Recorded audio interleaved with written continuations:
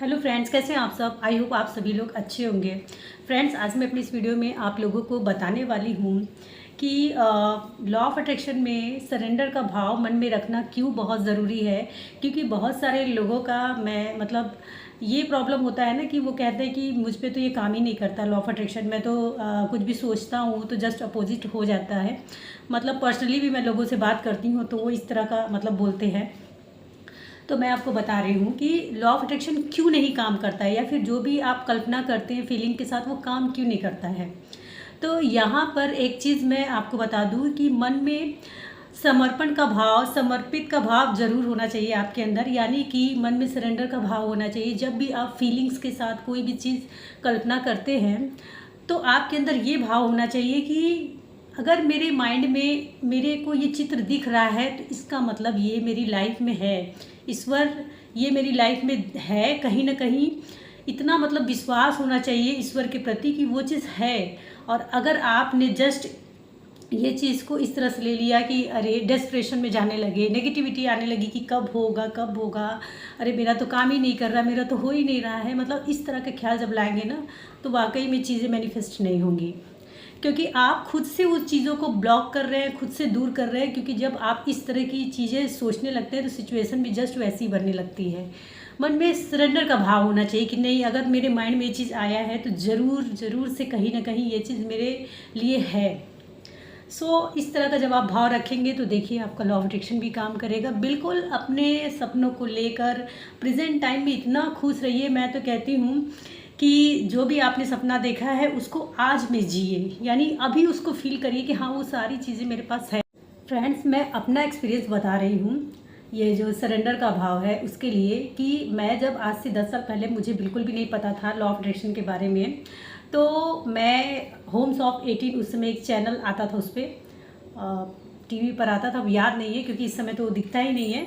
उस पर Holmes of 18 पे बहुत सारा घर के बहुत सारे डेकोरेशन आइटम और किचन के और बहुत सारे कपड़े, मैं ये सब चीज़ें बहुत ज़्यादा देखती थी। और उस टाइम पे मुझे लॉ ऑफ अट्रैक्शन के बारे में बिल्कुल नहीं पता था। तो होता क्या था, मैं कोई भी चीज़ देखती थी उसमें और मुझे पसंद आता था और मैं बिल्कुल कल्पना करती थी कि यार वो चीज़ मेरे घर में आ चुका है, रखा हुआ है। मेरे अंदर ये नेगेटिविटी आती ही नहीं थी कि कब आएगा, कैसे आएगा, अरे आएगा कि नहीं आएगा। इतना खुश रहती थी, प्रेजेंट टाइम में देखती थी कि वो चीज़ मेरे पास है। चाहे कोई कपड़ा हो गया, चाहे कोई, मैं छोटी छोटी चीज़ों पे आपको बता रही हूँ, चाहे किचन का कोई भी चीज़ हो गया, चाहे घर को डेकोरेट करने का कोई चीज़ हो गया, क्योंकि डेकोरेशन मुझे बहुत पसंद है। मैं इस फीलिंग्स में उसको देखती थी, बिल्कुल ऐसा इमेज बन जाता था कि वो मेरे घर में रखा हुआ है। और मैं आपको बता दूँ, मेरे साथ ऐसा मैजिक होता था कि किसी न किसी तरह से वो चीज़ मेरे पास आ जाती थी। या तो कोई गिफ्ट कर देता था, या हस्बैंड खुद कहते थे अच्छा तुमको कुछ लेना है तो ले लो। सिचुएशन ऐसा बनता था कि वो चीज़ खुद पे खुद मेरे पास आ जाता था। तो फ्रेंड्स, इस तरह से मैजिक मेरे साथ होता था। क्योंकि आप किसी भी चीज़ को ना, तभी से मैं इस चीज़ को समझ चुकी हूँ कि वाकई में, क्योंकि उस टाइम पे मुझे बिल्कुल भी नहीं पता था कि लॉ ऑफ अट्रैक्शन क्या होता है। बस मुझे ऐसा लगता था कि यार मैं कुछ भी सोचती हूँ और वो जैसे लगता है कि चाहे जैसे भी मेरे पास आ जाता है।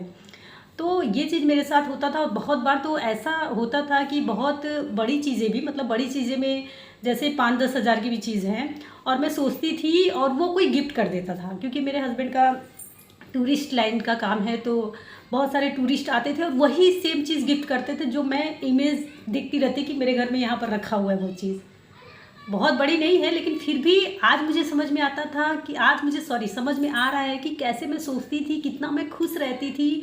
और बिल्कुल एकदम इमेज, ये सारी चीज़ें नहीं पता थी फिर भी पूरा इमेज देखती थी कि ये मेरे बेडरूम में यहाँ पर ये चीज़ रखा हुआ है। और मैं फील भी करती थी कि कितना सुंदर लग रहा है मेरा बेडरूम। मेरे साथ ऐसा होता था। और अब मुझे समझ में आता है कि लॉ ऑफ अट्रैक्शन उस काम तो देखिए ये हमेशा करता है, चाहे आपको पता हो या ना पता हो। तो फ्रेंड्स, यही मैं बोल रही हूँ कि सरेंडर का भाव रखिए, समर्पित कर दीजिए एकदम खुशी के साथ। सोचिए, फील करिए और प्रेजेंट टाइम में उसको देखिए, ईश्वर को धन्यवाद दीजिए और ईश्वर को समर्पण कर दीजिए। फिर देखिए कैसे मैजिक होता है आपकी भी लाइफ में। चलिए फ्रेंड्स, फिर मिलती हूँ नेक्स्ट वीडियो में। नेक्स्ट वीडियो में मैं आपको बताने वाली हूँ कि एक्शन क्यों ज़रूरी है लॉ ऑफ अट्रैक्शन में। ठीक है, क्योंकि बिना एक्शन की छोटी मोटी चीज़ें तो हो जाएंगी, लेकिन बड़ी चीज़ें हैं तो उसके लिए एक्शन बहुत ज़रूरी है। नेक्स्ट वीडियो में मैं इसी टॉपिक पे बात करने वाली हूँ। चलिए तब तक अपना ख्याल रखें, खुश रहें।